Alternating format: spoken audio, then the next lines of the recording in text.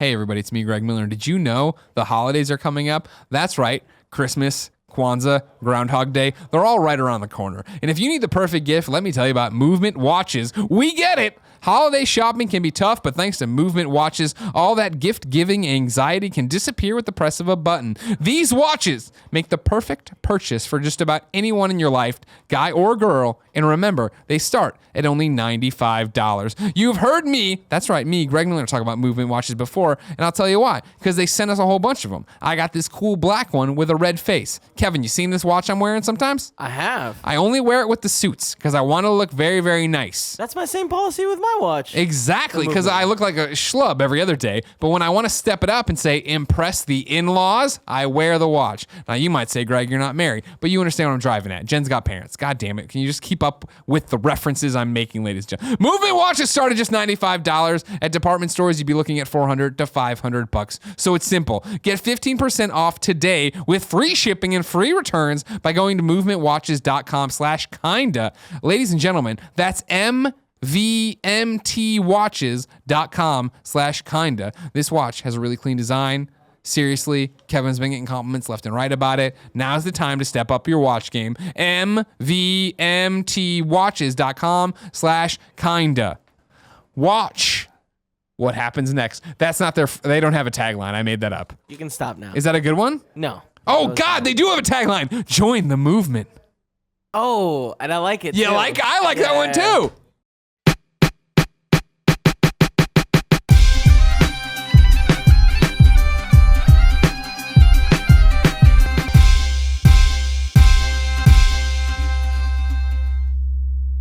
What's up, everybody? Welcome to the GameOverGreggy show. I'm one of your hosts, Greg Miller, alongside the producer/seducer, Nick Scarpino. Hi, Greg. Hey, how are you? Good. I wore the shirt the other day. I'm glad I didn't wear it today. You wore it yesterday.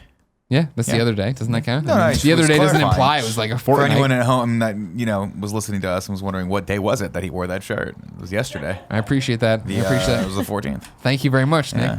What day of the week was that? What month? That was what is today? I don't even know what today is. Today's Tuesday. It's Wednesday. Over there, the Puri one, Tim Gettys. is it It's Tuesday? not Wednesday. It's Tuesday. So yesterday was Monday, November 14th. How are you, Tim? What's the most? I'm good. I like this shirt. Fantastic. This Me shirt too. reminds me of a 90s TV show opening, like a cartoon. That's the point. Is it? Mm-hmm. I feel like I haven't seen this shirt a lot. Is it new? Is it old? I bought it for E3 this year. Okay. As part of my yearly E3 update. It looks like it's got a lot of wear since E3. How would I not know No, it? that's the style. They did that, Gotcha. which is upsetting. Distressed. Because when I don't usually like that shit. When I was at Macy's buying it, I was looking through all of them and I was like, man, these all look like garbage. Like they have this weird fade to them in a bunch of weird places. I don't know if it's showing up on cam. It's not really. Kevin, is it kinda showing see- up on cam? You can kind of see it in the arm there. Thanks, But Kev. I didn't like it. This was the best quality one they had, but even it's not holding up too well. Okay. But I appreciate it. It's an aesthetic. The Pride of Long Island, Colin Moriarty. It's good to be here with you today. I felt like you had to think about that one. Yeah, You're not it's- sure 100%. I mean, I usually say go Jets or go Islanders. The Islanders are abysmal. Jets aren't doing much better. Can we Jets be are honest bad. here? A lot of talk about Tony Romo going to the Jets. God damn it, Tony Romo. Um, Oh wait, is that good? I mean, he's That a good would be good quarterback, for the Jets, but I don't want him. Why not? Because we have Tony to Romo. mortgage something for him. I don't want to do that.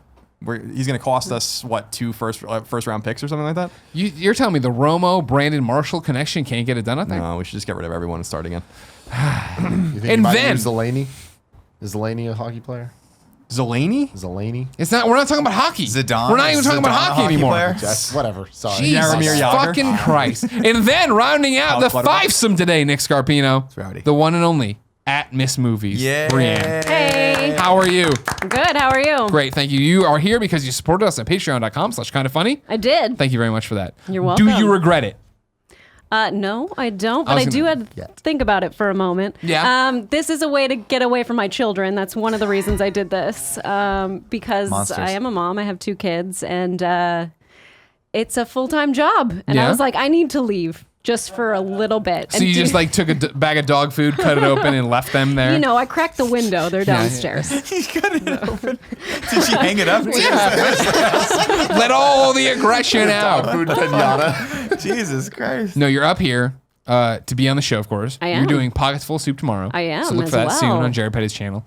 show. But tell me a little bit more about yourself. You are Mm-hmm. an active, kind of funny community member, best friend. I've been around the community since April, so I'm a newer That's not that long. community member. What brought you in? Yes, Max Landis, the episode with Max Landis. What a great episode that was. I follow him Thanks, on Max. Twitter, and he started like tweeting about it, and I thought, Thank hey, you, Max. that's something I should look at. And I think he was here in March, and when you want to look at something, you say, okay, I'll put that on the list of things to do, Sure. and then didn't get around to it till April.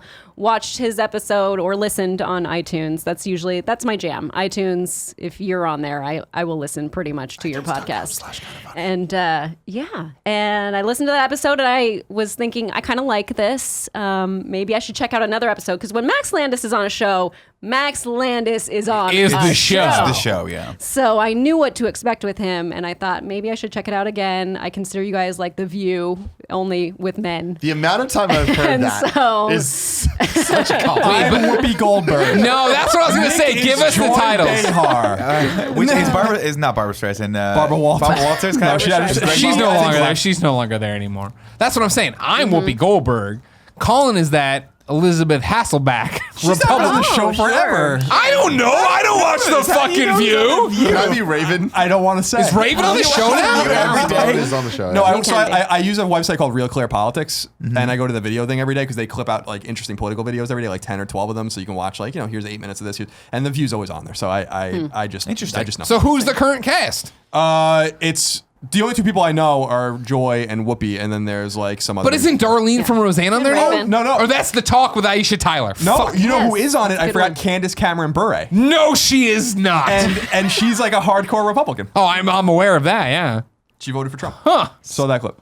Capeo. So with you guys, it was different. Normally when I start a podcast, I just go from there and continue. Sure. I don't, and maybe I'll look back and see what topics or whatever, and I'll pick and choose. And then I just ended up going through the entire catalog. So it took me Really? 25 weeks. Bless you. 25 weeks. 25 weeks to do You'll it. never get those back. That was to complete it, and that was 11.3 days of listening.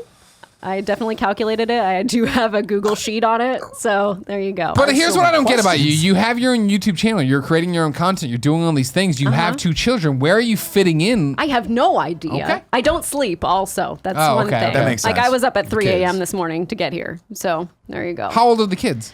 My kids are 4 and 5, almost 6. Okay.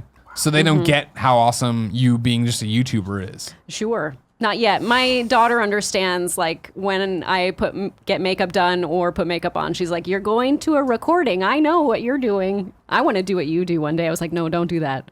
But Get a STEM degree. I was like, or we should start right now. Yes. I like See, the way that's you're what I was gonna say. there. The Shay Carl The method. problem is, like, we watch a lot of family YouTube channels. Every family on YouTube yells, and it drives me absolutely insane. Do the So, DeFrancos do that as well?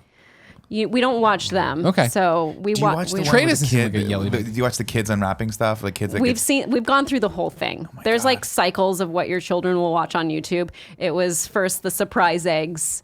And then it was the lady that did Kinder eggs. And now it's like families that are pretty much trying to sell you something, which technically in the media world, it's illegal for a child to sell you a product. You cannot have a commercial where a child is selling a product. But on YouTube, anything goes. Anything. Wild So West. my kids are like, hey, Evan Tube has this. I want this. I'm like, no, you're not getting that. Like, sorry. Yeah. And for my money, there's nothing worse than a YouTube channel that sells you something. If you didn't know, this is the Game Over Greggy show each and every week. 4, sometimes 5 best friends gather on this table, each bringing a random topic discussion for your amusement. If you like that, head over to patreon.com/kindafunny, where you can get each and every episode early, along with a bunch of exclusive perks, goodies, and other things that Tim likes to send you. I do. I really liked your air table. Yeah, I got to do something different. hit it. Got to I do something appreciate different.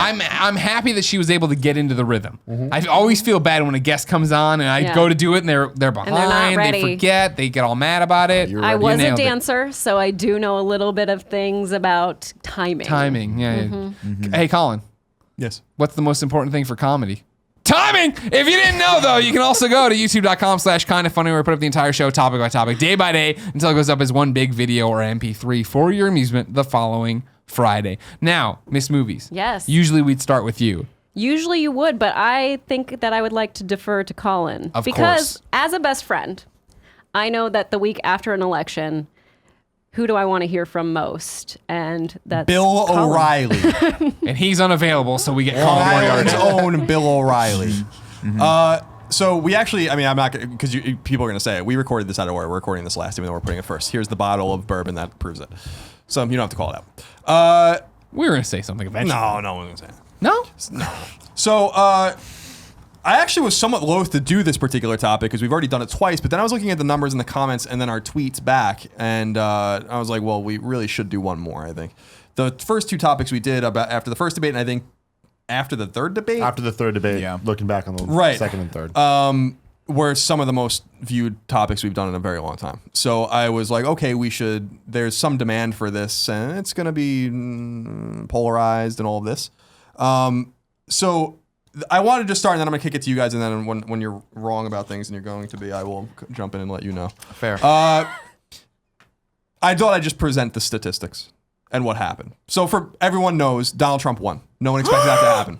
What? I haven't checked social media. I didn't think that was going to happen, but I'm also not surprised that it did, because I did sit here at this table tell you that the polls were catastrophically wrong, and I was right.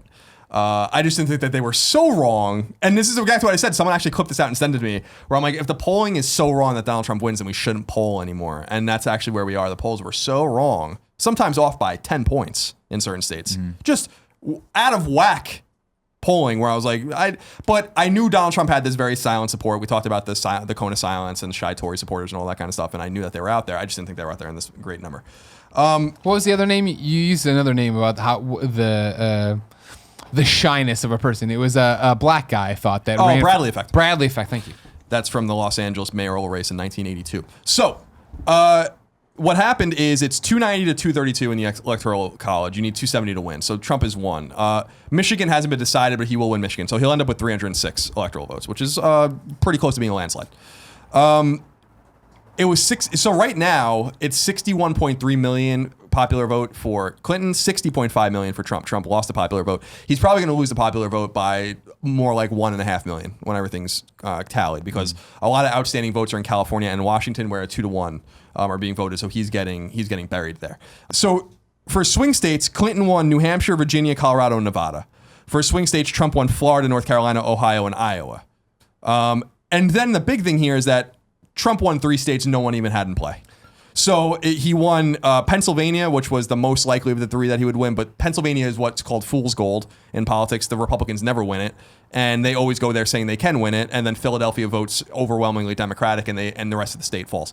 We always point out that, in fact, we have a very big international audience. For everybody who's not an American, what's a swing state?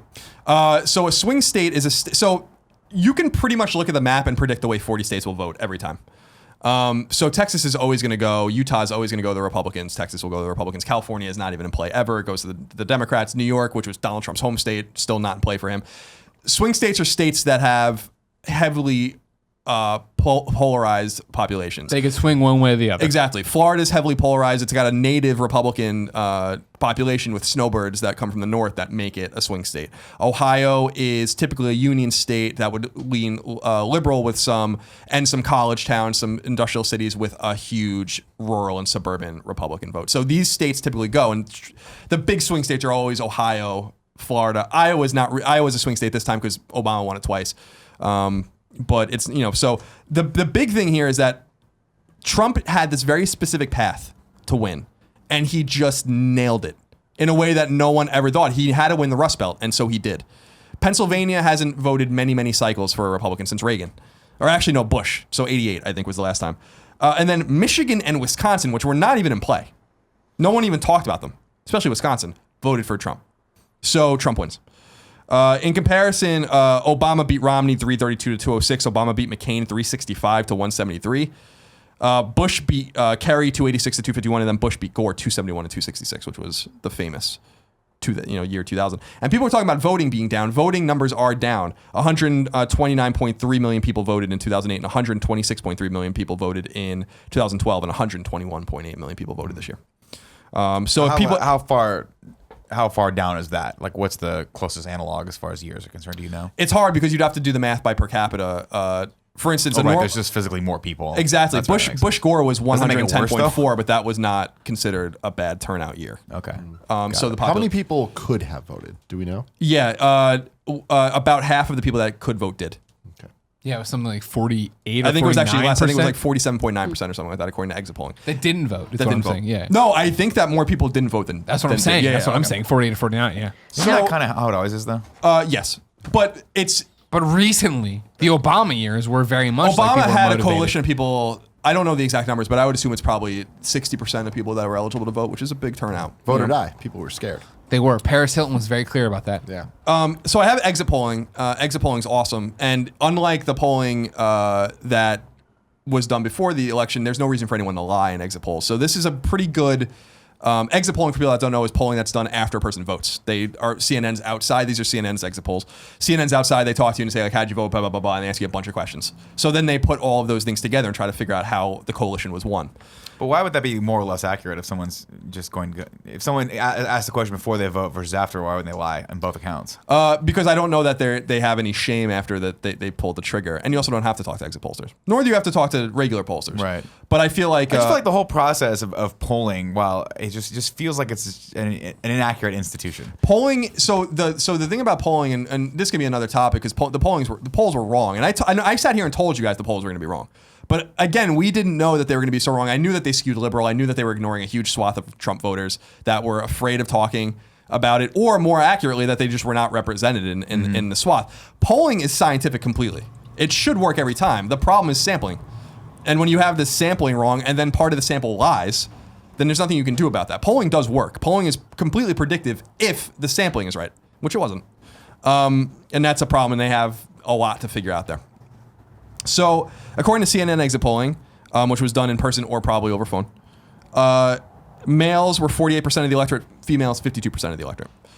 Trump won 53% of the male vote and 42% of the female vote.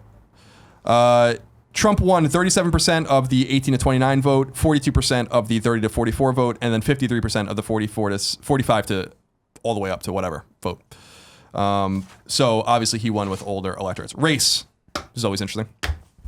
White people were 70% of the electorate, and 58% of them went for Trump. The black electorate was 12%, and 8% went for Trump. 8%. 88% to 8%. That's higher than Romney did. Latino vote was 11%, and 29% of them went to Trump. That's higher than Romney did, unbelievably.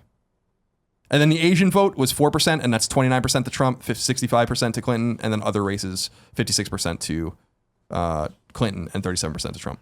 So basically, boiled down, white 70%, non-white 30%, white vote 58% for Trump, 37% for Clinton, non-white 74% for Clinton, 21% for Trump. Education.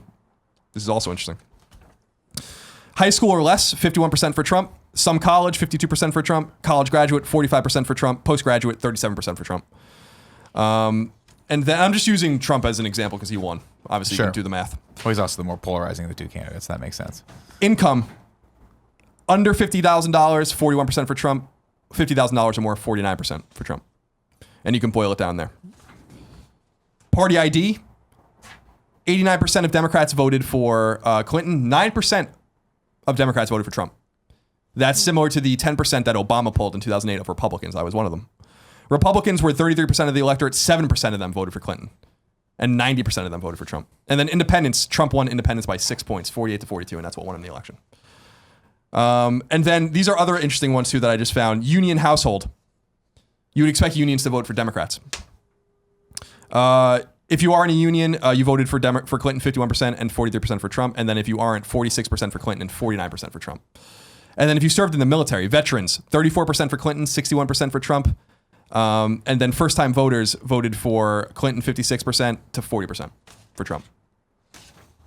So those are the exit polls for what happened. I love how you're casually just taking the papers and throwing them on the ground. I'll get them later. Kevin, I need you to clean up these papers eventually. I'll get them later. So that's the statistics. That's what happened. There is some sort of charge right now to get faithless electors to vote for Clinton.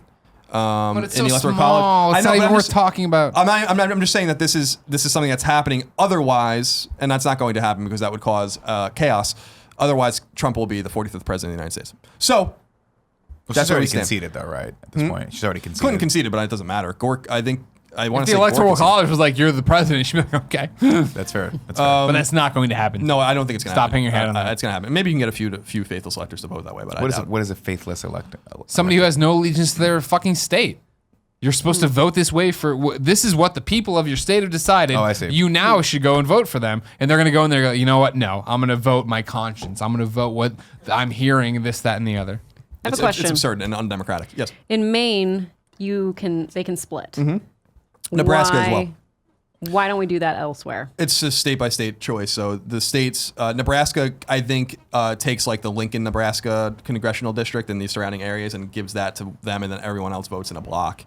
And it's to protect what I assume is that I think Clinton did get a point in Nebraska. They did get that 1 point, and then the 3 or 4 points went to Trump. And the same thing in Maine. They just do it by congressional district, which is possible here. If that happens, the Republicans will win every election. So people need to be very, very careful about what they wish for.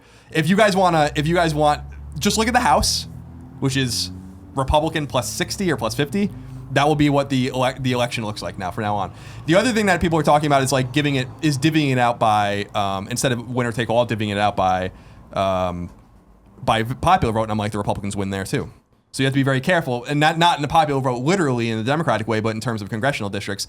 If the California had 55 votes and they all went to Clinton, under that Clinton would have gotten 35 votes and Trump would have gotten 20. Now if you go to the Republican states where you have to cobble together these 3 and 4, so now in Montana Clinton gets 1 and Trump gets 2, but then they go to New York and Clinton gets 25 and Trump gets 17, and so that just works against the Democrats too. So people got to be careful about what they're asking for. I do love on election day how California is already blue when it's like 0% reporting. Yeah, it was basically over. Now, certain places that I predicted did vote Republican. Long Island voted for Trump, which I said was going to happen.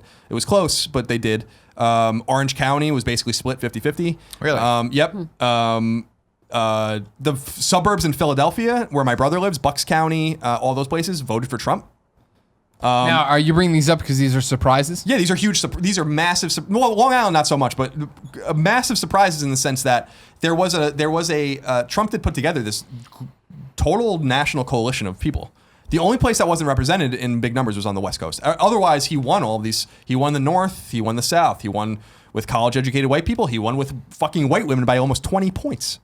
He won more Latino voters than Romney.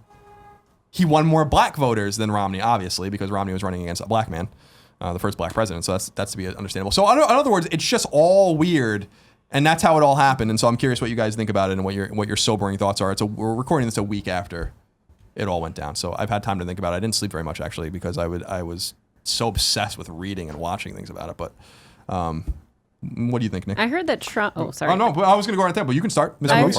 heard that Trump won by slightly more than Romney lost by. Is that true? Yeah, the votes are now coming in. I think Trump will net more votes than Romney will, and Romney got killed.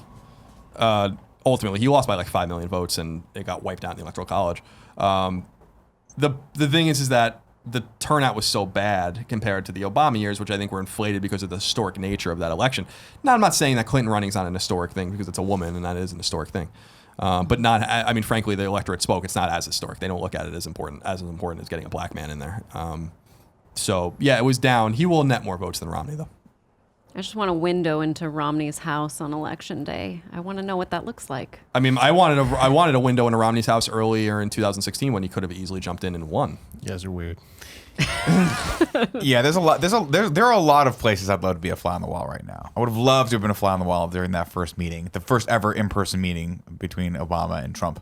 And I would have wanted to be there before and then right after it happened in both areas and just listen to what those guys had to say about each other, because I'm sure there's a tremendous amount of mixed emotions and feelings and thought processes going through both of those guys' heads. Colin, right you now. were saying that meeting went on longer than usual, right? Yeah, That so it seemed like Trump didn't understand it was like fully the scheduled. responsibility. There's a lot I of have to hire interesting. these There's people? a lot of interesting shit coming out. Yeah, about Trump, and I'm not saying it because he's stupid. Because I think Trump clearly, I'm going to say again, smartest man in the room. Not stupid.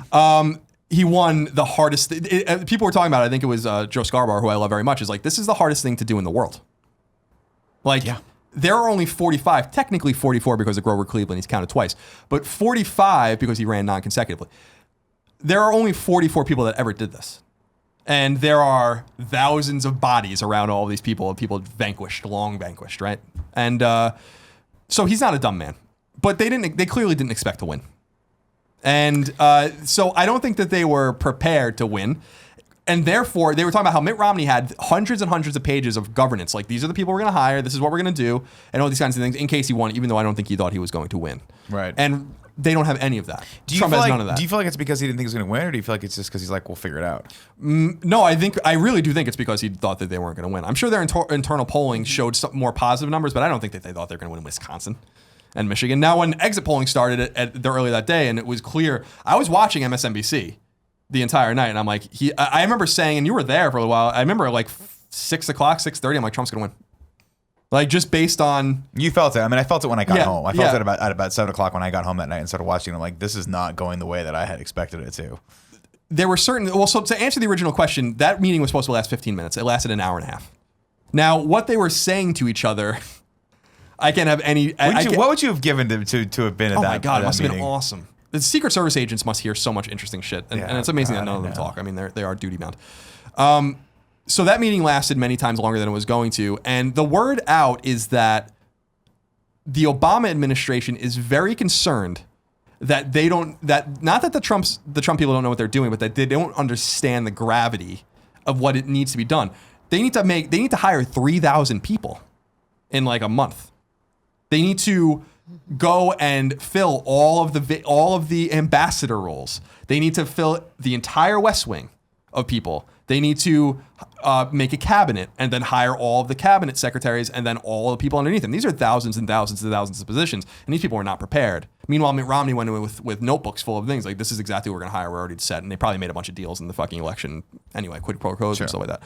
So there was some concern about that, and I thought it was fascinating because the one thing that I took a lot away, and we can get into it or not, but President Obama has been very gracious and very patient. Those two men fucking hate each other. The way Obama talked about Trump and the way Trump had talked about Obama for a long time, Trump was a birther, right? So this is a very serious... He was like the leader of that movement. Yeah, he was. and we talked, people were bringing up the conversation with Colin that's about Donald Trump, when I talk about how much I love Donald Trump, and I love Donald Trump as an entertainer. I thought he was great. I love The Apprentice. That was like one of my favorite shows ever. I love that show. But I said on there, I'm like, he's not fit for president. He's never going to be president. And all of this, and it was because of the birther shit. It was very personal. And to hear that, Hillary Clinton was very gracious on the phone. I'm sure she was in her concession speech, 12 hours too late, but conceded nonetheless. I thought it was a fucking complete baby hack move that she didn't concede that night. Straight up.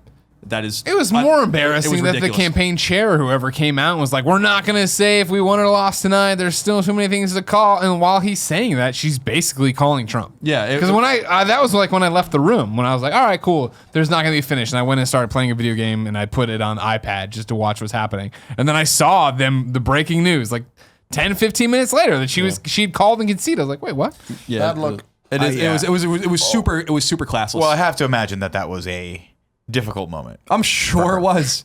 It was. Because just like it was a Trump, difficult moment for a lot of people who aren't her. These, and with all due respect, these smug motherfuckers that ran her campaign, Robbie Mook and John Podesta and all these people, they didn't think they were going to lose for 1 fucking second.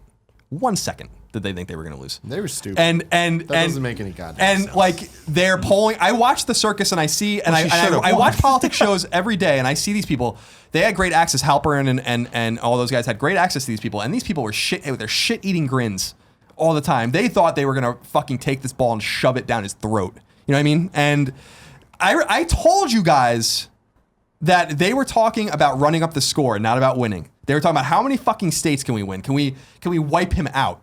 Can we win in Utah, which voted, by the way, plus 30 for Romney? Can we win in Texas? I'm like, yeah, you're gonna win Texas. You better come back down to earth and figure this out real quick. So those people, I think part of it with Podesta and all those guys is I don't think they had a speech written. But to be fair, like what do you think they should have done not. differently? Like, do you think that that at least the attempt at them saying that we need Texas, we got to get Texas, like that's at least trying to motivate the Texan people to think about what they're doing? Because bad politics. Because the other way to put it would be for them to just be like, hey, we need you, and it's just like I don't think that would have worked for them either. I think that this at least did something. If they were smart, they wouldn't even brought any of these states up. They were never going to win in those states, right? Like it was a huge red herring. It was a mistake. Apparently, the only person in that campaign that was sounding the fucking alarm for weeks and weeks. Apparently, it was Bill Clinton. And Really? And I've been reading about this. Like, they were saying that like Podesta and those guys were laughing at him, like literally laughing at him when he was like, "We are going to lose Michigan. Like, these are my people. Like, these are the people, the coalition we beat Bush with in '92, and they're not going to vote for you." And these guys were like, "Go fuck yourself. Like, we're going to go chase this one electoral vote in Nebraska. We're running the score up. We're not worried about these places." Meanwhile, Trump came in the back door and was like, "If they don't want to spend in Pennsylvania, we will. You know, if like we'll barnstorm these fucking states and take them." And that's exactly because they had to. So they got the Clinton campaign was full of shit. And there was a massive disconnect apparently between the DNC, the Democratic Party, and the Clinton campaign. Apparently the Clinton campaign looked with great chagrin and great animosity towards the Democratic apparatus who wanted to help them and they didn't want their help. These people were apparently super arrogant. And Bill Clinton apparently was in all these back rooms being like, "We have to go to the Midwest. We have to go to the Midwest now." And they were like, "No, we'll go to New York and we'll go to California and we'll raise money and we'll do all these kinds of things." And he's like, "We're going to lose." And he was right. So that's apparently like what a lot of the conjecture is the last week or so as these things slowly slip out, is that Bill Clinton was the one who saw it coming. And so my assumption is that Clinton didn't concede because she didn't have a speech written, because none of those people thought she was going to fucking lose. And I think even when the polls closed, their exit polling and all that kind of stuff showed that she was going to win. And when those numbers started coming in, the one that even though she won, the Virginia was one where I'm like, she's fucked. Tim Kaine is from Virginia. Her fucking running mate. They should have put that away in 2 seconds. That was so close. They didn't call that until after Trump had already won. And I'm like, oh no, this is bad news. Very bad news for them. When New Hampshire was in play until like 3 a.m, when Florida was called early, Ohio was called almost immediately, I was like, it's over. So what do you think the number one reason is that for her loss? Like, do you think it really is she didn't put boots on the ground in those states properly, or is there something else? I think it's. I mean, honestly, and I'll say it again. I think Hillary Clinton's a terrible candidate, and I think that is that from. Are you saying that from a policy perspective, or from a likability perspective, or from all of everything? Above? No one. When Donald Trump's clearly a liar, right? Yeah, clearly, 100%. He's already reneged on some of the things that he promised a week and a half ago. Exactly, because the gravity and the reality of. Those were opening bids, guys. Those were opening bids. And he's going to learn. I think he's going to get certain things done to keep his people happy because, you know, he has the House and the Senate. It's Trump's game now, like completely. I think she wasn't a good candidate. I think that Joe Biden would have beaten Trump. I think that Bernie Sanders would have been interesting. There was an interesting thing with Newsweek. This was where I was like, this is fascinating. I was reading this last night. Newsweek started coming out with the stuff where we're like, this is what the GOP has on Sanders that they never even talked about because they didn't need it. They're like, we have videos of him in Central American countries with people chanting anti-American shit.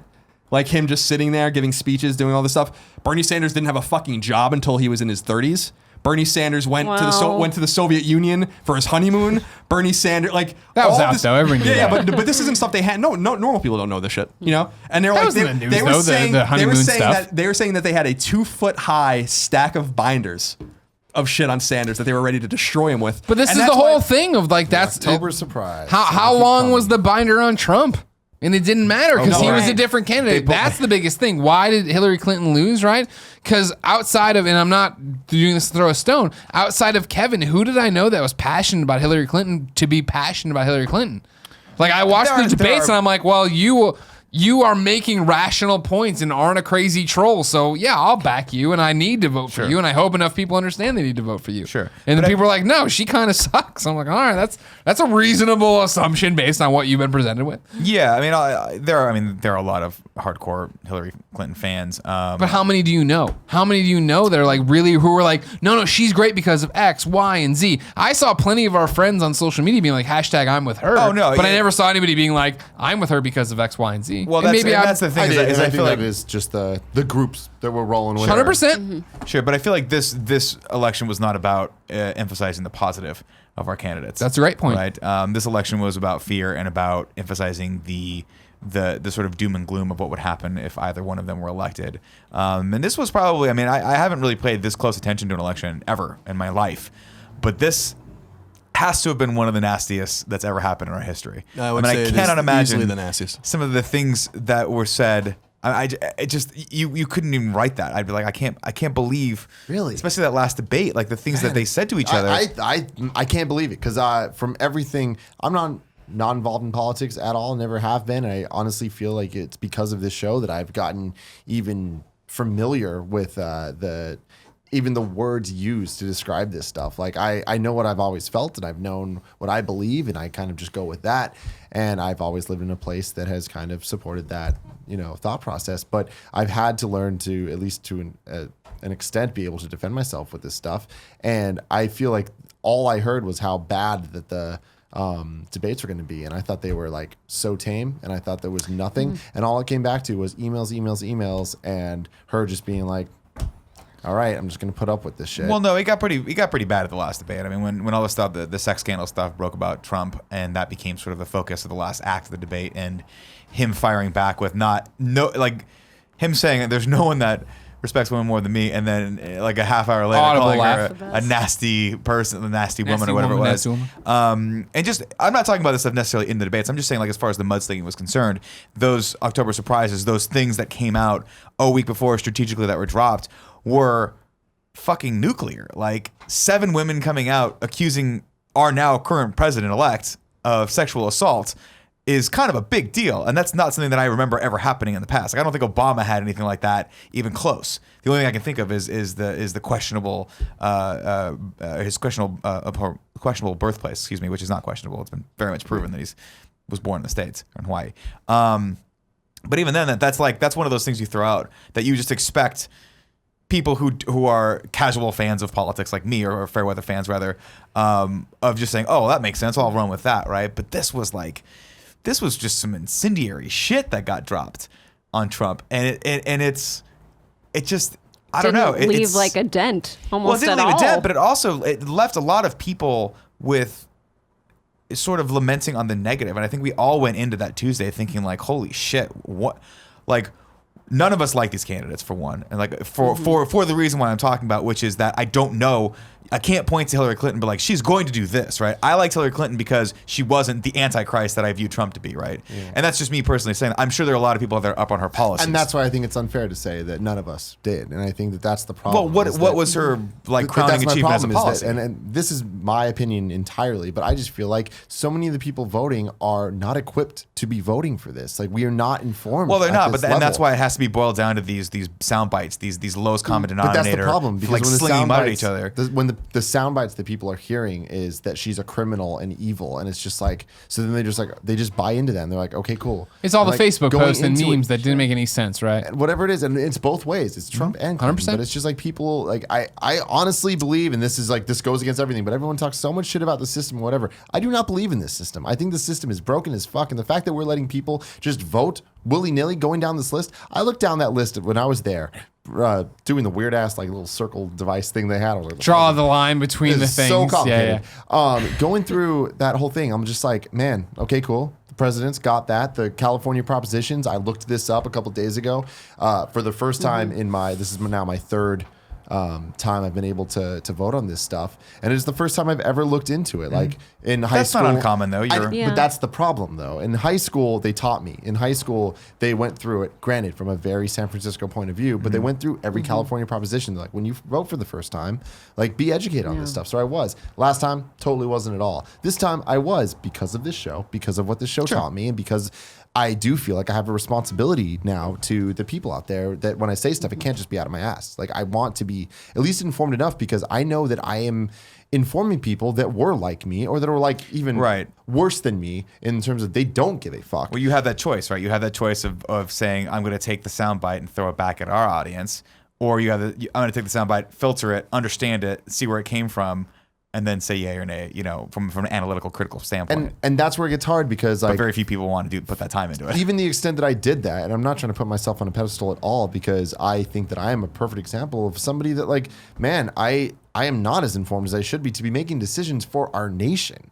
Like, I did some research and I read about the propositions and gave my opinion. And yeah, once you do that, I can kind of adapt that back to what I know I believe as a person. But then once I got to the part of all the, like, the House people and the Who should be the school board president? who's school, I'm like, I have no idea. So I That is left it important. blank. Yeah, you can do that. I leave a lot of that stuff Because blank. I'm like, that's the problem. Is I know that there's so many people that are there, and they're dotting those things You're in. doing it wrong. You got to vote for the dude that sounds like the best comic book villain Scott Wiener. every single time. And but that see, wrong, that's the thing. Colin? That's I not what voted you for do? Scott Wiener. Because Me too, but spent- I looked into his information, I spent right? an hour researching Jane Kim versus Scott Wiener, and that's because those are people that in my neighborhood I have seen a lot of shit about, and I was like, I want to make sure I'm making the right decision, and I feel like they've put in the work for me to deserve that. And that was the same for me. It was the propositions. When I started going through the propositions, I would do the blind read of like, do I like this or not?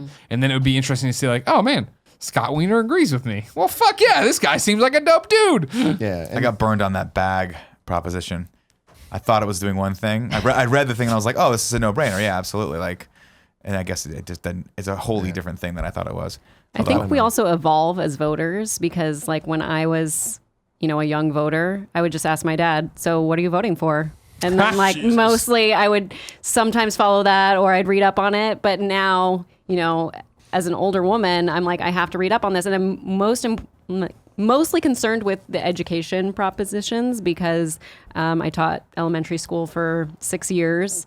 And so it's really important to me that elementary schools, public elementary schools, are getting what they need, which they aren't. And I don't know if they ever will be getting what they need. But I just want to make sure that they're taken care of. That's my most important platform, I would say, is education.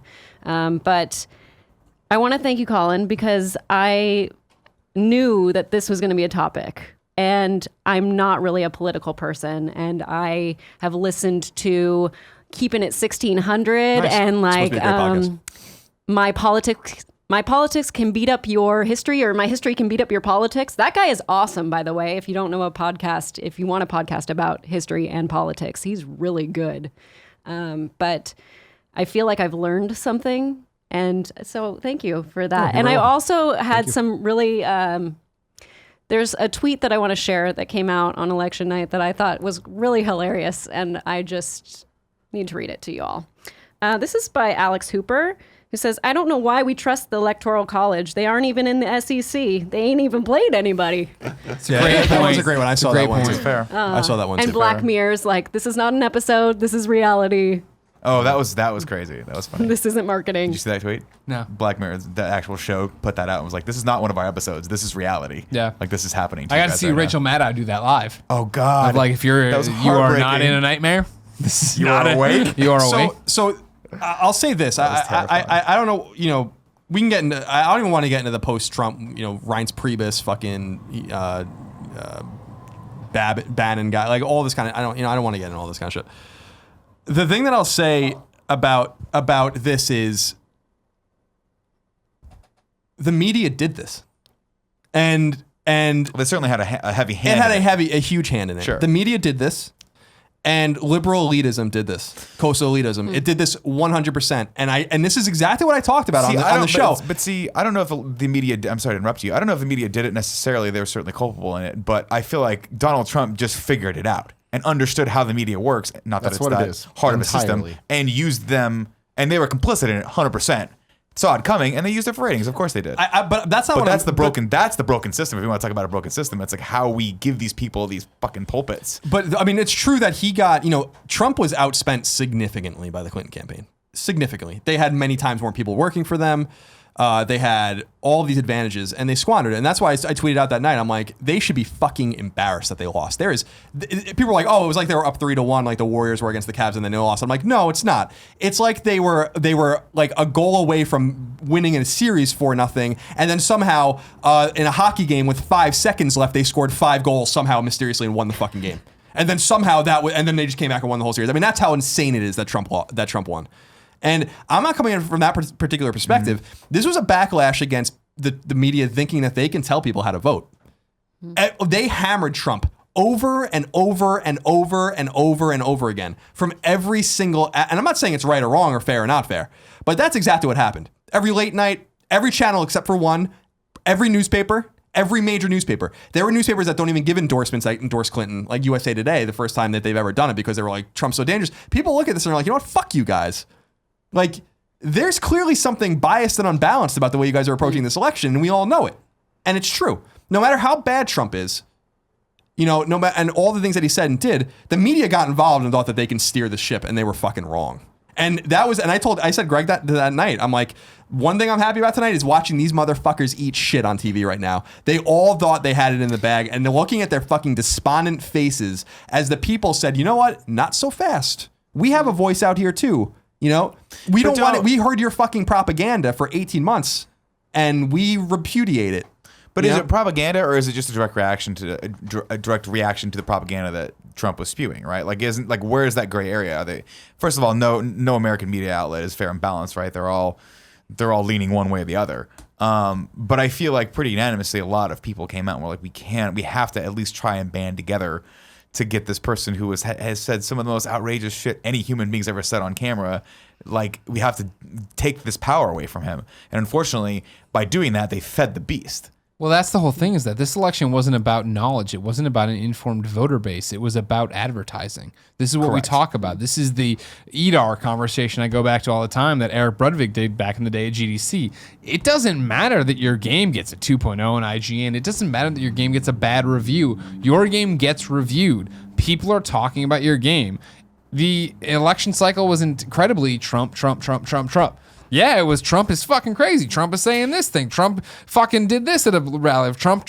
It was never Hillary Clinton is saying that she wants to do X. Right, but what I would argue about, I mean, you're right to a degree, but the Obama presidency, the Obama election, especially in 2008, was the epitome of low information nonsense. Right? It had nothing to do with John McCain. It had nothing to do with debating actual things that were happening. It was about, frankly, that was the first black man running for president, and young people and minorities and all this kind of can rally around this historic event. It was not about anything he was saying. Sure. So it's about hope. It was about hope. That's a little different. Yeah, and he was quite full of shit, right? I mean, we all given the circumstance. I mean, that's the thing, is it's like there's a system you're being put in with all of this, and that's the problem. Is it's like, okay, cool, you can believe in something, but it's like you can only get things done to the extent that you're able to.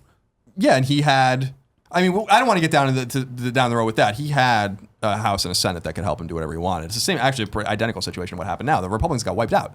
Because of what happened. Also, the financial collapse happened during the election. So it was an interesting thing. But here's my question for you. Going back to the media, right? So we have a political candidate that could potentially be president saying some crazy things, right? They don't, like, what would you prefer? Like how, and I'm not saying this in an accusational way. I'm just saying, how do you go about covering that in a fair and balanced way when it's so imbalanced? Well, like, you've got one person not saying much, and the other person saying the absolute, what I think the majority of human beings would say might be the absolute wrong thing. So what choice does that leave? It's checkmate at that point, right? Sure, you have to cover that. You have to give him. I don't begrudge them covering it, and I think that they covered it because it needed to be covered. Sure. What I'm saying is that, and this goes back to exactly what I was saying about Clinton versus Trump in terms of looking at them as people. Trump's coverage came at the sacrifice of negative Clinton coverage, which should have been all over the place too, because Hillary Clinton's a liar. And a lot of these things that, I don't care how you feel about it. I don't care that Clinton looks better than Trump. I don't care about any of that shit. Hillary Clinton is a fucking liar. And you're referring specifically just the emails, right? Specifically the emails, but also an opportunist, and also just pretends like Benghazi didn't happen, that the rise of ISIS and all this spread of terrorism around the Middle East didn't happen when she was the fucking head of the Department of State. These kinds of things, it's true that it didn't become about, it didn't become so much about what Clinton did, but what about Trump did and about what Clinton had to defend herself, and that's fine. Mm-hmm. I'm not saying that the media should be Pravda in fucking Soviet Union and just act like everything's fine and look at these great things that are happening with Donald Trump. That's not what I'm saying at all. What I'm saying is that the people in the middle of the country and people in certain enclaves looked at this and were like, we don't care. We don't like Hillary Clinton, and we don't like you, and we're going to do this specifically because we don't like you, and that really did happen. And that's a major part of it. But a big part of it too, and I was talking about the economic desperation. Look at the states he won. Pennsylvania, Michigan, Wisconsin. As someone told us on one of our shows, Michigan got its fucking teeth kicked in by globalization, by NAFTA. Trump comes in and just says, like, well, I hear you, and I'm going to bring jobs back. I don't know how he's going to do it. He's probably not. But he said it, and so they voted for him because that's how that works. Here's what for me, I haven't really had any, place to speak about this since it's happened. We did one Google Hangout with some kid that I gave my thoughts on. But besides that, haven't been on any Colin and Greg lives where we talked about this. Haven't done any topics on GameOverGreggy. Like, for me, this just proves to me that it all comes down to, it's not even about politics. It's about people. It's about individuals. And there's a difference between individuals and people. And I can trust individuals. I do not trust people. I have no faith in people. And this whole election is a perfect example of that. I've met such good people. I've met very bad people. But when it comes down to it, when it's a group, like I would never assign any tags to that group. Any type of, generic adjectives to be like, this group is that, this group is that. And that's all that this entire election and the entire post-election has turned into, which is just, it's them and it's us. And it's like, the problem with all of this is it's every single person is selfish. Every single person is looking out for themselves and their own interests. And whether their own interests are helping people, that's a great thing. It's still your own interest. You're still looking out for that to better the people around you as far as that goes. And it's been super hard to deal with all this stuff because for me, I, again, am not a political guy. And I do want to thank you, Colin, because if it wasn't for you, I wouldn't know fucking shit about any of this stuff. But at least now, I'm at least a bit more informed than most. Taking an extreme interest in it, which is good. And that's my thing is it's like, but I've always had views. I've just never been able to back them up. And I'm still not able to really back them up. And I admit that. And I appreciate the people out there that see that I'm trying because I am trying. Yeah. Having said that, I know what I believe and I know what I stand for. So when I can view that and look at what other people are doing and like pick that I see, I agree with this person, I disagree with this person. It's never I agree with everything they say or disagree with everything they say. It's coming down to the fact that like we are voting for people that are representing us. And that's hard because I'm looking at a bunch of other people and like to be grouped into me being a Clinton supporter. It's like, man, some of the Clinton supporters are saying some real dumb shit that I don't agree with. But that's because they're selfish just like I am. I grew up in a bubble. For every single person throwing trash at me on Twitter and on Facebook and on this and that, all the social media, talking so much shit about how stupid I am and how much I need to listen to Colin and all this stuff. It's like, you aren't listening. You aren't understanding that I do live in a bubble. I have always lived in a bubble. I am proud of my bubble. This is a bubble that I want to be in. Just like you are in a bubble. That bubble might be much bigger than mine and it might take up the entire middle of America. But guess what? It's a bubble. And you are just as selfish as I am. And as all of us are. And we are all acting in our own good. And I think that is the problem, is that we have a system that doesn't work that way. And anybody, like that Cracked article, yes, it made me sympathize, and yes, it made me understand another group of people in a way that I wasn't thinking about it. But when it comes to me, it rubs me the wrong way because I feel like that was not written to motivate critical thinking. I think it was written to motivate sympathy in a way that I think is unfortunate, and preying on people to vote a way that they don't actually believe in because they are not informed. And I think that is the worst thing we can do because this is big. I drive my car every day and it's scary because I know I trust myself driving, but I don't trust other people driving. But they passed a test that says that they can drive. So I need to trust that. Technically. But whatever. Not everyone on the road has to test. Exactly, right? But when it comes to this voting stuff, it's like, no, if you're 18 and you were born in America, you get to vote. And that's scary because there's these decisions being made. Well, don't worry, a lot of 18-year-olds don't vote. But a lot do, and we've seen like a lot. There's all this, there's so much that goes into this. But what sucks for me is like the narrative can be spun anyway. And I've been thinking a lot about this. And it's like when I look back at my life, like anybody can make it about them and anybody can like aim to get sympathy. And for me specifically, like, man, if I wanted to spin a story about how shitty my life is, it'd be real easy. Like my dad died of heroin abuse. My best friend, father murdered. My mom, health issues her entire life. It wasn't until I was 14 that I realized a bank account, because I would always help my mom get money out from the bank. I thought banks were things that you took money from because our number was always negative, and I thought it was always just a thing that you're borrowing money from the bank. I didn't get it because that's the type of life that I grew up in. My brother, been in and out of jail more times than I can remember. And it's like, yeah, I'm lucky enough that I get to sit here and talk about video games. And I'm lucky enough that I'm in the bubble of San Francisco and whatever. And I have all these friends from very diverse backgrounds and so many different upbringings, similar to my stories in different ways. But for me, it's really hard to be able to look out and see that this is the reality that we're living in right now. And to know that there are people that think that I don't get it. And I want to let you know I don't get it. I don't get what you're going through. I know what I'm going through, and I know what my friends are going through, and I know what the people around me are going through, and I try to think about what you're going through. And I do read those articles, and it is because of this show, and it is because of people like Colin that give me that other viewpoint that I've never had, because I have been lucky enough to grow up in this environment. But with that luck comes a lot of bad luck, and I just want people to realize that. Wow. Very well said. You've revealed so much. Sorry. And just, no, it's great. And wow. Yeah, it's very well said. I think that you're right. The nature of political coalition building is to take someone with one story and then someone with another story, and they don't really fit. And then you're like, but you kind especially of in a like country as big as ours, right? Right, exactly. But that's always been the way it was, and diverse. it gets really fractured and fucked up. And that's what I talked about the Republican Party. For instance, I'm an atheist, and I'm a Rockefeller Republican, or I was, and we had to somehow deal with the evangelicals, and we somehow had to deal with even the racist Southerns and Southern people. I'm not saying all Southern people are racist, obviously, but the Dixiecrat kind of people. Yeah, exactly. And we all kind of had to just be like, all right. Like I always said, it was like a Mexican standoff every fucking election. We all hated each other, but we're like, well, I guess we settled on fucking John McCain, so that that's there we are now. John McCain is going to be the fucking sacrificial lamb to Barack Obama. The thing is, I'll leave it with a few thoughts unless you guys have anything else. This is where I want to say. The one thing that I think is lost. It's not a unique thought. I've said it before, and other people have said it as well.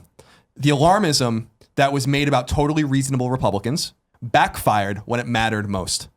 George Bush, Hitler. John McCain, Tojo. Right? Mitt Romney, Mussolini. 3 totally normal men that could have been totally, and one was, a totally fine president. Right?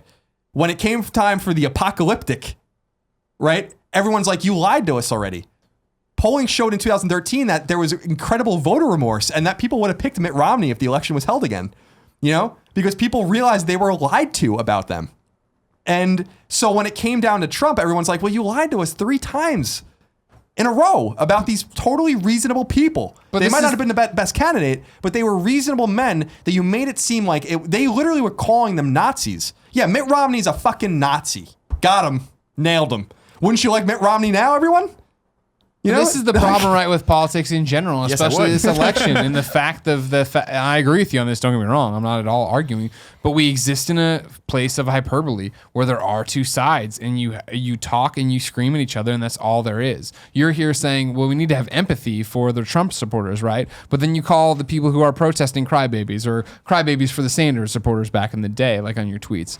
And it's that thing of like, it's so hard to walk the walk and talk the talk. And that's even what I'm talking about now, where it's like when Obama won, I was like, oh man, all right, great, Obama won. And I didn't think about it. I'm like, great. And now that Clinton's lost and people are protesting in the streets and we're going to steal it in the Electoral College. It's like, guys, remember when we were all, and I can never remember his name. You know it. I'm sorry, putting my hand in front of your face.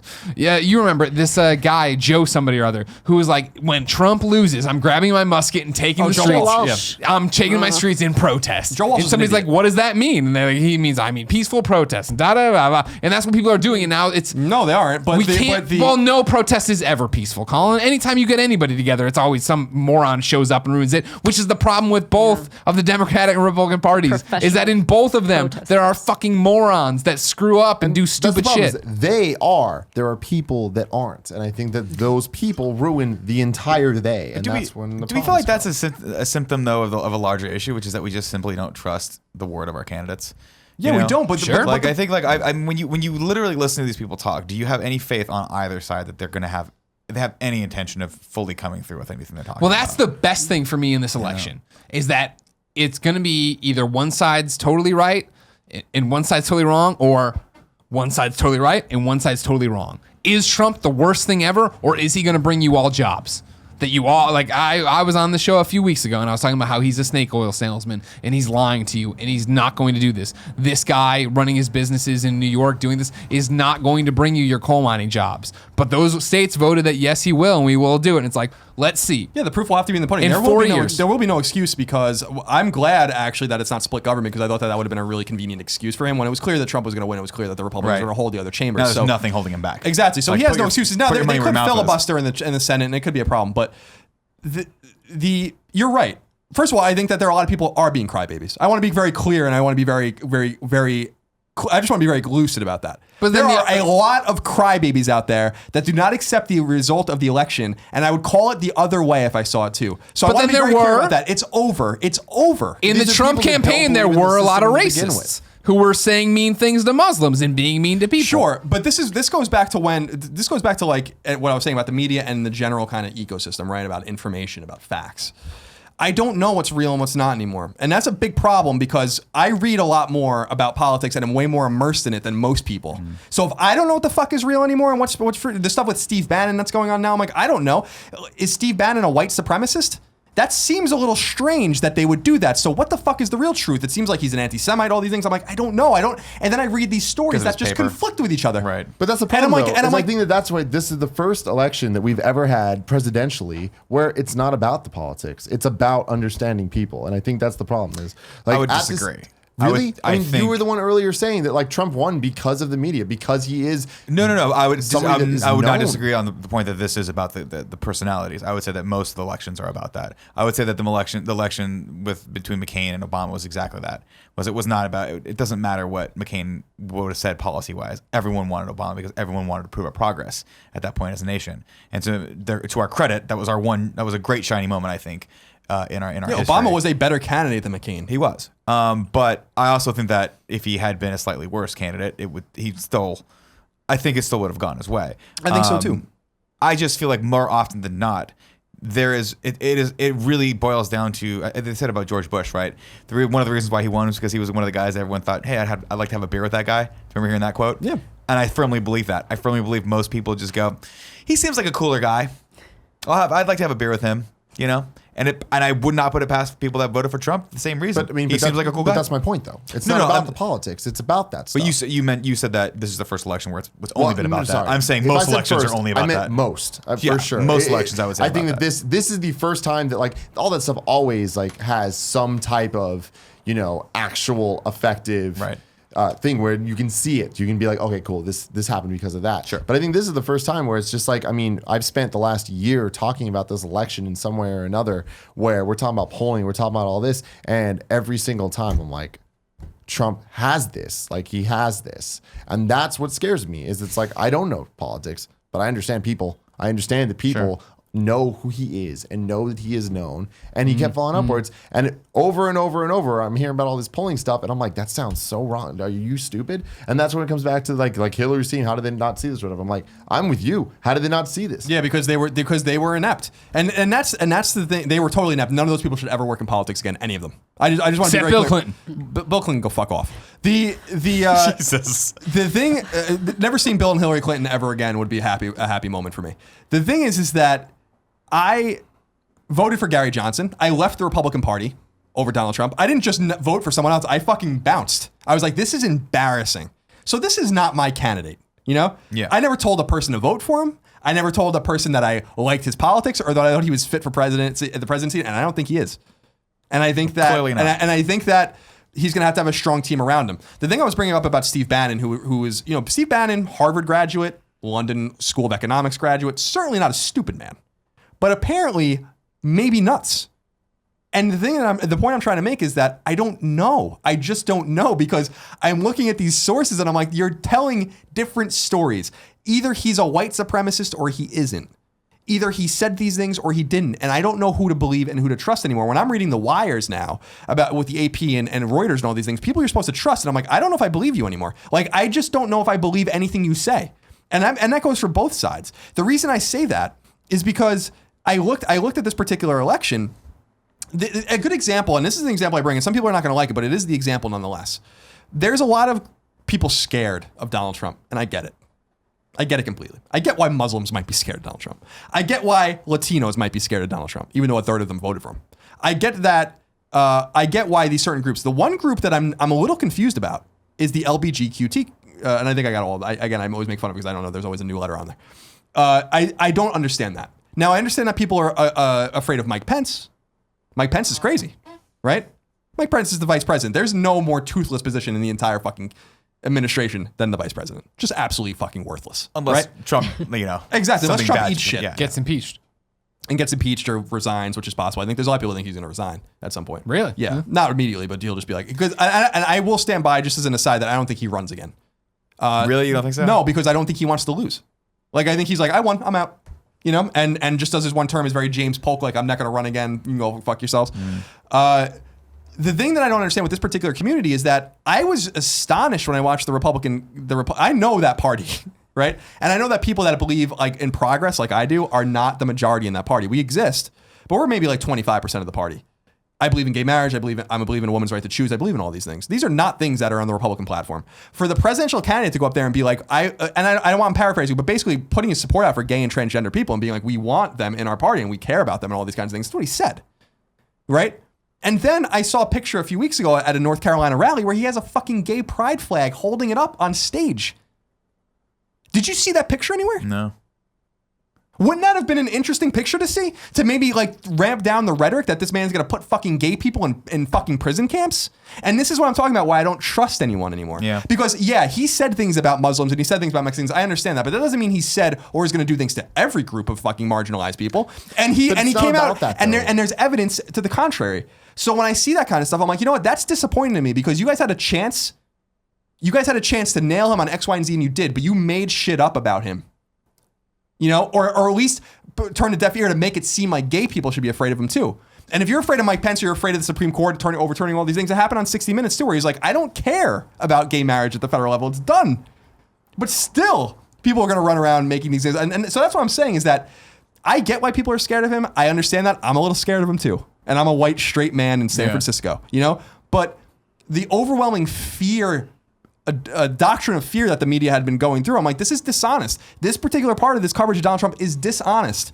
And so how can I trust anything you guys say about anything at all? And that's where it comes with Steve Bannon. That's where it comes with Hillary Clinton and all these things. I'm like, I don't know who to trust anymore. You guys all have an agenda. There's no one saying what's actually true and what's actually false. And it's scary to me. And that is one of those things where I'm like, I look at this situation and I'm like, this is how we got here because no one trusts you. So anything the media said on writ large en masse was something that the people were like, we don't trust you. 70% of voters said that they don't believe the media. 70%. 7 out of 10 people don't believe the news. Part of the thing you're saying here is something going back to it before where you're like, we don't trust you, we don't trust you. You're talking about the media, but this is also, of course, why Hillary lost because she's a career politician. How can you trust what you're going to say, right? And it's the same thing can be applied to Trump. Now, he won because he's an outlier. He's this different guy. He's in nobody's pockets. He's going to say what he thinks. He's going to do whatever the fuck he wants. He's going to have funny press conferences. That's great.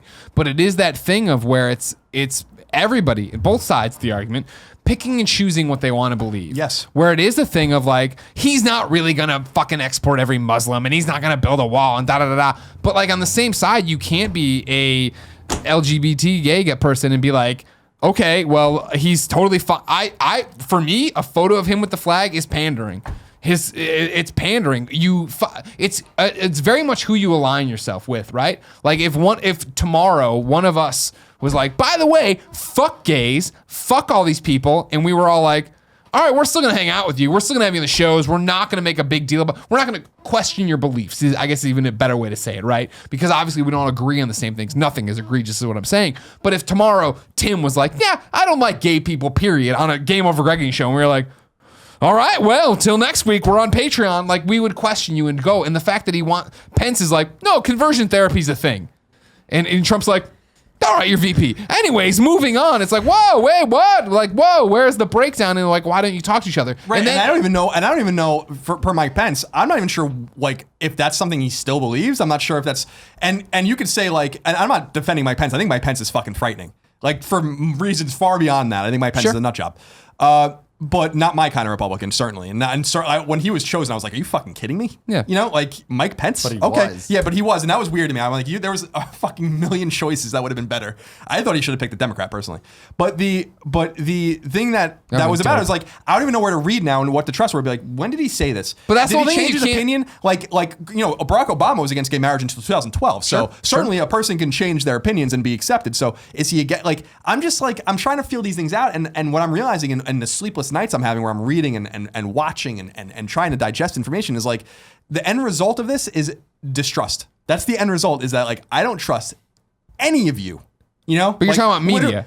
media, and I don't trust even what people are saying now. I don't trust you, Greg. For instance, That's fine, but I'm talking about I don't trust Trump. For instance- I'm going to drain the swamp. All right, Giuliani, Gingrich, and in terms of the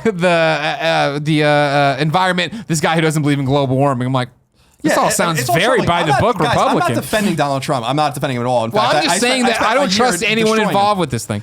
But the point I'm trying to make here with this specific thing is that I don't know like what to read and like where to go, and I don't trust anyone that's saying anything. Like, and the reason I say that is like I was really distressed by all of the accounts of people spray painting a swastika on something, or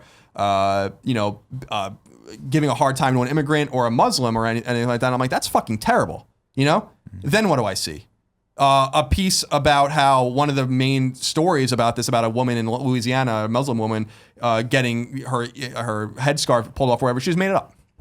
Now I'm like, fuck. Yeah, but now but, I'm like, God damn it. That's Now I'm the like, problem, though, is that it's like you can't let those things spoil the fact that this is really happening. oh no, I know what's really happened. What I'm saying, Tim, is now that's so that because I'm like, this is fucking terrible. It is now terrible. I see It every one is. of them, and honestly, I'm like, I don't know. I don't know. so I'm on the see same it down, side. for I sure. see a story of a gay man, and he got hit in the face, quote unquote, with a bottle. Oh, and he's in super Santa bloody and all Cruz, this. this whole- I don't know if it was Santa Cruz, but then there was saw that a too. police video of him hitting himself in the face with the bottle.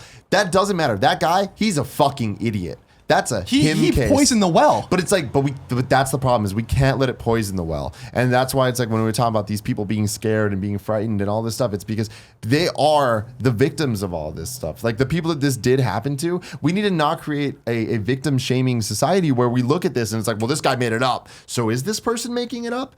And I think that is the fear, is that these people are scared that if they were actually attacked, which is a totally thing that could happen, they wouldn't be able to say anything because people aren't going to believe them, so they're scared to say things. Right, Like, but that is a horrifying future. Of what this world could I be. agree with you, but I'm just being totally intellectually honest. Where it's like, I read those reports for 36 hours or so. I'm like, this is fucking terrible, man. He's got to say something about this. Someone's got to do something about this. But then I see all this shit, where I'm like, God, I literally was like, God damn it, like already now everyone's gonna point to this. And the gay guy and all these other things, and also the dearth of kind of coverage of like Trump supporters getting the shit beat out of them, which is happening too. And like I'm like, why It's is just this fodder? It's fuel. It's ammunition. And right, I'm for like, the why side, is for this the wrong happening? argument. And like, why are people lying about it? And like, this is what I'm talking about. It's just totally. I don't trust a fucking word anyone says now about anything to do with this political environment. And that's a huge problem because the whole foundation of the system, which you're talking about, is decaying. The system is breaking down in a major way, and this is when scary shit starts to happen. But I also am concerned that we won't just let it. We have to just let it play out now, like, or we just blow the fucking thing up. And I'm not willing or able to and wanting to do that. I truly believe that what's going to end up happening is very little, and that a lot of this fear and all this kind of stuff is going to dissipate until 2020 when fucking Elizabeth Warren races against fucking crazy Rock. person X. It'll be The Rock. It'll be So- a Rock, Kevin That'd be Hart. great. The Rock's Rock got to would be win. Oprah Democrat. should actually. If The run. Rock ran, The Rock would win. I firmly believe Absolutely. that. Can you imagine if Rock runs in 2020? I can. I'm going up against Donald Trump or Doesn't whatever matter the who he's successor going up is. against. He would win because that is what we're dealing It's with. now a I don't popularity wanna contest. hear Reality bad TV is things. taking over. I We're don't wanna dealing hear with bad people, things about and people him. vote. There, that no, way. there's nothing. The Rock would be Okay. great. I I would would Okay, legit vote zero. for The Rock. I don't know his politics. So I but think that love we him, man. said the takeaway fucking 40 minutes ago. The big takeaway now for our global audience is this. The 2015 elections in Britain were overwhelmingly conservative. No one saw it coming. Tory. Brexit, conservative, won against all the polls. In Austria next month, a far-right coalition is going to win. Then in France, Marine Le Pen is going to run, and she's probably going to win. And then they're going to vote to leave the EU, and then they're going to leave the EU, and then the EU's gone. And all of a sudden, like that, complete political turmoil in Western Europe. Oh, and then in Germany, there's going to be another far-right party coming up. The thing is that we are dealing with right-wing reactionary politics to left-wing politics, to standard generational left-wing politics for a long time, and it's not going to stop here. So if people are really afraid of this stuff, and I don't blame you, because what I want is moderate politics. Like, I can't get everything I want. I want to get rid of the income tax. It can't happen. Yeah, Can good we luck with lower that. it? Okay. Compromise, all these kinds of things. But what's happening is very polarizing, very crazy shit happening. And it's not only in the United States. This was a predictable thing. A lot of people did see this coming, that if you listen carefully enough. And so I'm concerned about those kinds of things, but I am concerned about not trusting a fucking word anyone says now. I don't trust any article I read. And I'm not saying people I know or love. I'm not saying that at all. I'm saying when I see like this X, Y, and Z happen, I'm like, I don't know if I believe you.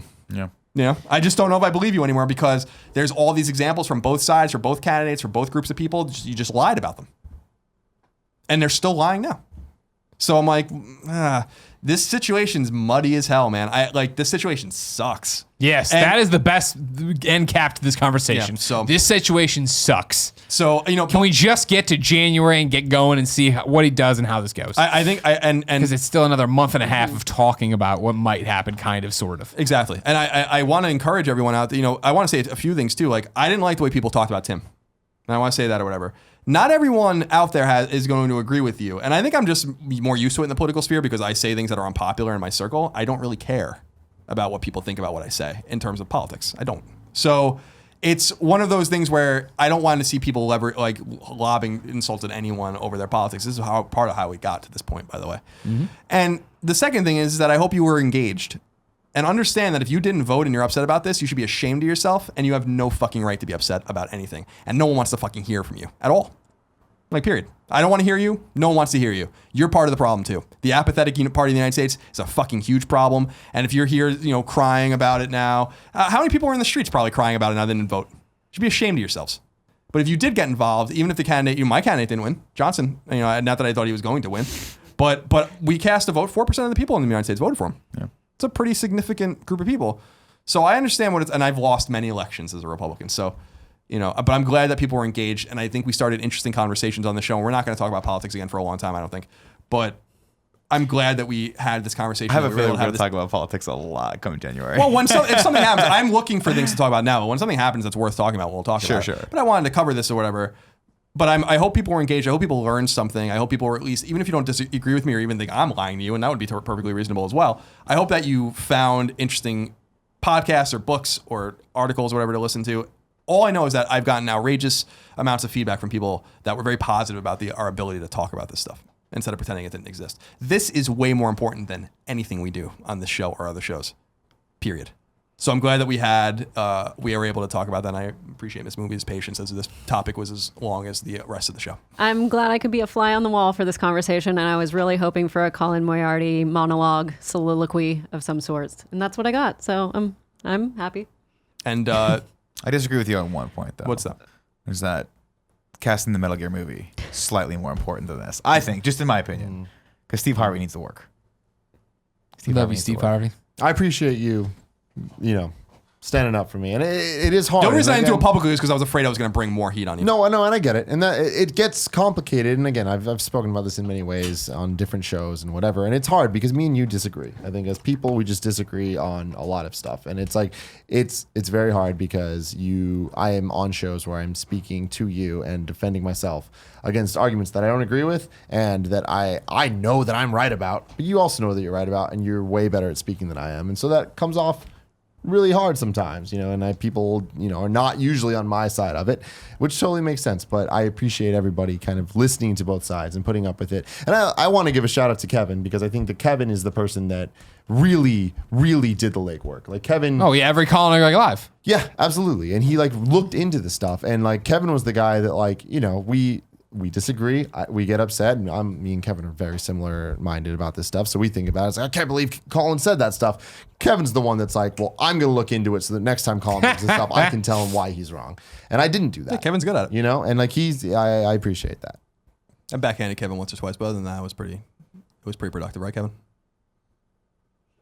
Well, to the point of the matter, people had pointed out, and I'm sure you saw it too, Kevin, even if you want to be sarcastic about it, that people really did respect that Kevin and I had these very long-winded conversations with each other without ever getting to the point of disrespect or yelling or screaming. Plenty of people on Colin Moriarty live in the comments, or I guess the Reddit comments that get put together, were the fact of oh man, I thought they were going to come to blows, and I was like, I was there, and don't get me wrong, I hate seeing my friends yell at each other, but I knew they weren't going to come to blows. I understand that they respect each other's positions and where it's coming from, and that's always been the weird thing. I mean, you're talking about defending Tim, but defending for me to defend you, and the fact of you've been consistent the entire way through of what you believe.